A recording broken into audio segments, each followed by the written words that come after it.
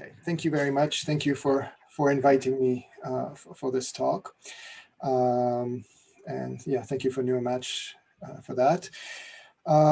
And yes, as you mentioned, this is the title of the talk, and let us start. Now, when we make decisions, if you're deliberating whether to raise your right hand or your left hand, there is an intuitive order of events that we think happens. The first thing that we feel happens is that we consciously decide which hand to raise, okay? And then after that, that thing causes us to raise our hand. That's maybe what we intuitively feel. So if we look at the intuitive order of events, we have the onset of the conscious decision, then there would be information that exists in the brain about perhaps the action, and then there would be movement onset. But the Libet experiment that Paula already mentioned potentially challenges that. So there are a few versions of it, but one version is people were asked to, whenever they have the urge to do so, raise their right hand or their left hand, and at the same time look at this dot that is rotating and just say where the dot was when they first had the urge to move. So at some point, they have an urge to move and they move, and maybe they say the dot was at, I don't know, 10. Now, at the same time, their EEG is recorded from their brain, and this thing called the readiness potential or Bereitschaftspotential is being recorded from their brain, and that seems to be some kind of precursor to voluntary action. So if we look at the order of events, we have movement onset here with this readiness potential here, and we can see that already somewhere here, the readiness potential is starting to be apparent. So this is perhaps where we could say, there seems to be some kind of preparation for action. However, people report having made the decision to move only here. So the Libet order of events seems to be different from the intuitive one, where there's information that exists in the brain about the action before people report the onset of the conscious decision to move. So what happens here, I mean, this is kind of a weird situation where you say, well, it seems that, there's information that exists in the brain. So maybe if a neuroscientist would record this in real time, then they could say, oh, the person is about to move, but the person does not yet know perhaps that they're about to move. And that's what got people puzzled. And this raised this idea that maybe the decision was made unconsciously. Now, this experiment was done in the mid 80s, and just to say, it has been replicated a few times, and I mean, we've done this as well, and I mean, this phenomenon does replicate. This experiment does replicate. But let's go a little bit into what's going on here. Let's look at the argument, the inference from the Libet experiment. So what did Libet find? Well, Libet found that the readiness potential precedes the reported decision onset. Now, Libet already concluded from that decisions in those experiments seem to be made unconsciously. And then further on, Libet and others have then said, well, maybe generally decisions are made unconsciously. Now, if generally decisions are made unconsciously, that's already interesting, because if decisions are really made unconsciously, then this leaves no role for consciousness in decision making. And that really challenges some social pillars like free will, moral responsibility, perhaps even legal responsibility, economical theories, and so on. However, we have to be a bit careful.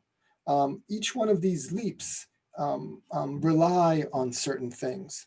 And I will just mention some of them. They rely on some other factors as well. As I mentioned before, the interesting bit is if you can go in and in real time say, the person is about to move, but the person maybe does not yet know, or the person is about to raise their right hand, but the person does not know that they're about to raise their right hand. So the interesting bit is if these decisions are decodable from the brain online and in real time. The second thing is, okay, this readiness potential or some other things that have been developed since, are they really an early predictive signal, or is it really that, so is it just maybe some kind of a bias, or is it really that the decision has been made? That's it, it's been determined. Now, if it's interesting, at least it's more interesting and more frightening, if you will, if it's really been determined. That's it. The decision has been made. The person is not aware of it. If it's just some kind of a bias, maybe it's not so interesting. Last but not least, these decisions in Libet experiments were just, okay, raise your right hand or your left hand for no reason and no purpose. But what about more general, does this generalize to deliberate decisions, to which university are you going to go to your decision on a life partner or things like that? These meaningful, big decisions, do they generalize to those? And so I will talk mainly about the third. I will just very briefly mention some work we've done earlier on about the first and the second of these factors. So are decisions decodable from brain activity online and in real time? We investigated this using epilepsy patients, with the help of epilepsy patients who were implanted with electrodes for clinical purposes. And we created this real-time system that we played a version of rock, paper, scissors called matching pennies with them.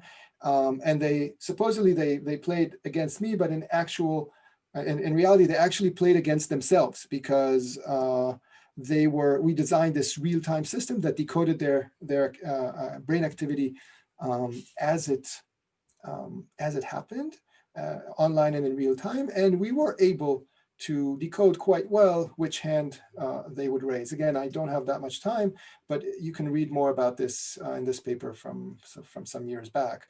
So it seems that yes, decisions can be decoded from brain activity online and in real time. Now, what about this early prediction versus early determination? So here we collaborated with some other researchers, asking again, do the early prediction signals reflect early determination of the choice or just some kind of a bias? So we used, the task in humans would be a temporal discounting task, kind of like, do you want $1 now or $5 tomorrow? But we reanalyzed some monkey data that other people in the lab of Deo Lee at Yale collected. And monkeys don't care that much about money, but they do care about juice, apple juice. So do you want less apple juice now or more apple juice later? Now, the interesting thing for us, and again, very briefly here, is that we were able to find cells in the monkey's brain, in the DLPFC and ventral striatum and other regions that actually can predict where the monkey would have a preference to select, like a bias of some sort. And this bias came up before the monkeys even knew what's going to be on the left, what's going to be on the right, the big reward, small reward, or anything like that. So it's this pre-deliberation bias. We did some computational modeling work that, of course, I won't get into. But the bottom line was that these early predictive signals do not reflect determination. They just reflect some kind of a bias. And they come, again, even before the monkey can start deliberating. And again, more information can be found here. So this suggests that this early predictive signal, it's not the kind of direction that you would want for the Libet experiment, but it's maybe some kind of weak evidence. So let's focus on the last thing here. So do the Libet results generalize from arbitrary to deliberate decisions? And this is joint work with Liad Mudrik, Christoph Koch, and Gideon Yaffe. What we did was we asked people to rate how much they would like to donate $1,000 to different charities. Some of those were more like vanilla flavored kind of ones where people generally would like to donate. And others were more contentious ones, pro-life, pro-choice, pro-anti-guns, and so on. And we had people make deliberate decisions. So this, if you chose the Hunger Project over cancer research, then the Hunger Project would, that would determine a $1,000 donation to the Hunger Project, an actual donation. And some of those were hard because maybe these two for you were things that maybe it was something you rated close to each other, and this might have been easy because for you, this is an easy decision. Now, these were the deliberate decisions. We also had people make arbitrary decisions. And here, no matter what you chose, both got $500. So you could not affect the choice. So what happened here? Basically, behaviorally, we got what we expected. So these are reaction times in hard decisions and in easy decisions. And what we see is that deliberate decisions take longer to decide than arbitrary ones, as you'd expect, and harder decisions take longer to decide than easy ones.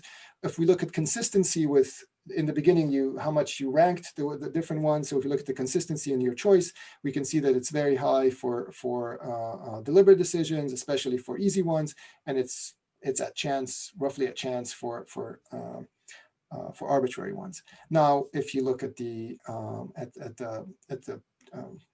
the neuroimaging, EEG in this case, you can see this is a subject by subject here. You can see that some kind of downward trend for arbitrary decisions, but not for deliberate ones. And if you look on average, you can see a nice readiness potential for arbitrary decisions, but you do not see a readiness potential for deliberate ones.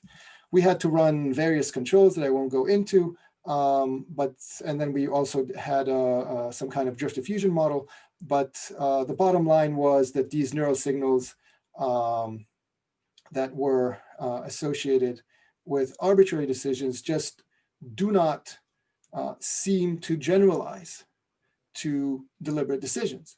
So what I would say here is, I mean, if you think that deliberate results pose some kind of a threat to our notion of volition, so whatever threat that is, it does not seem to generalize to deliberate decisions. And I would say that we care more, again, about deliberate decisions.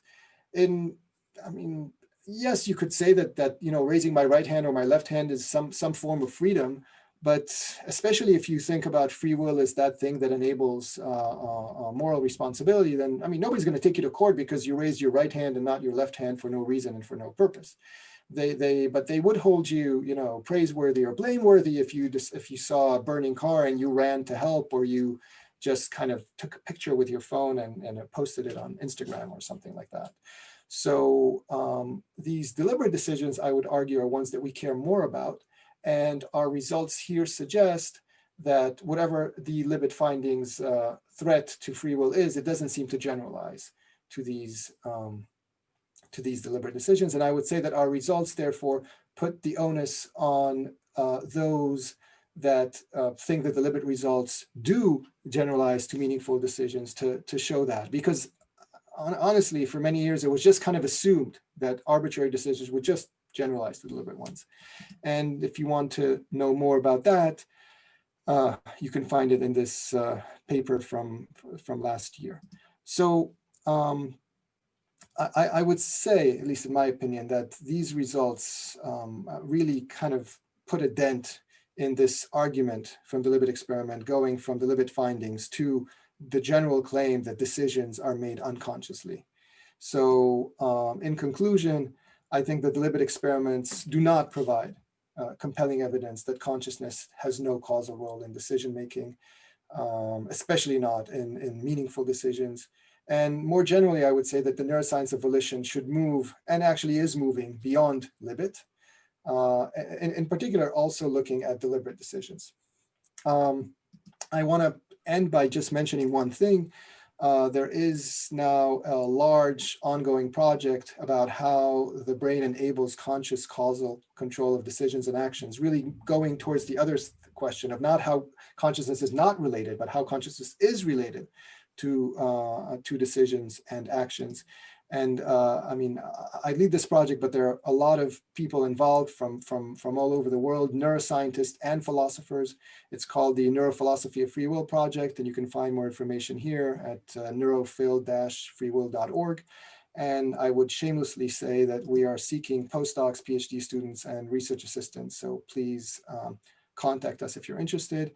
And I would finish by acknowledging this work. Some of it was done at Caltech, some of it was done at UCLA, and much of it was done at Chapman.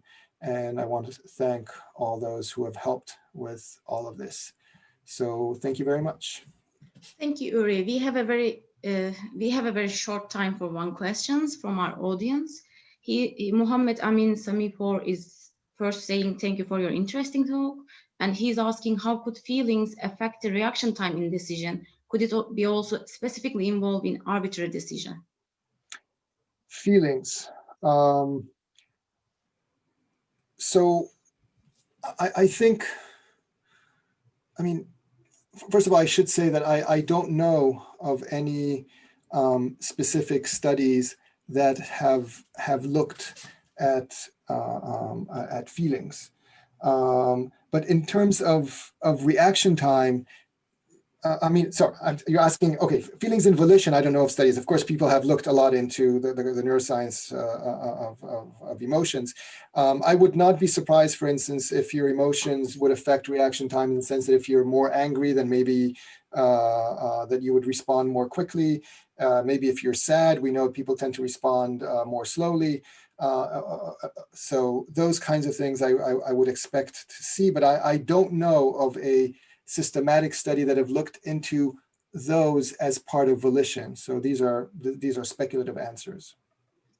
Thank you, Huriye. We have another questions which we don't have time to answer.